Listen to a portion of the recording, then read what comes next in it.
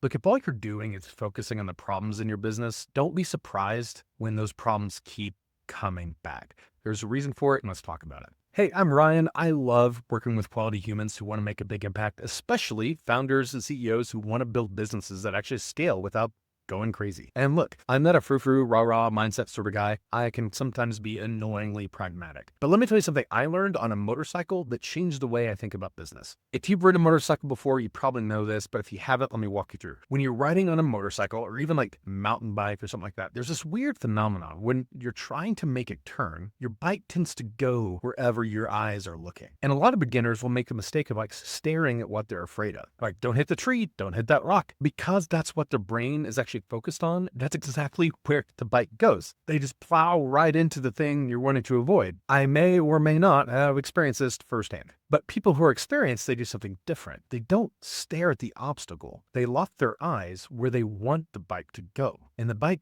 kind of magically follows. Business works the same way. As a lot of times as leaders, we can get stuck staring at the same problems day in, day out. Don't go bankrupt. Don't get sued. Don't lose another employee. Don't take our deeds. Whatever. You know the drill. And what happens?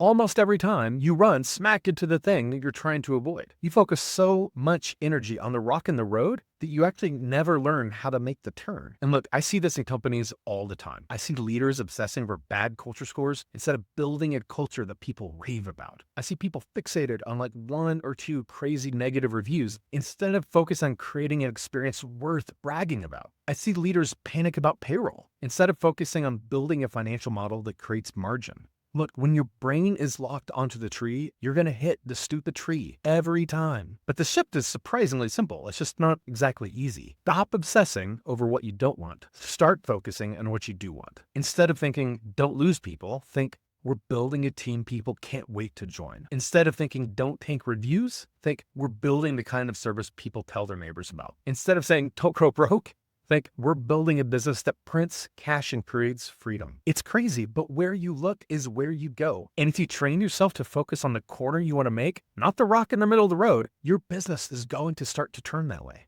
So my challenge to you, stop focusing on the rocks. Stop staring at all the trees. Start locking in where you want the business to go and pull your team's eyes there too.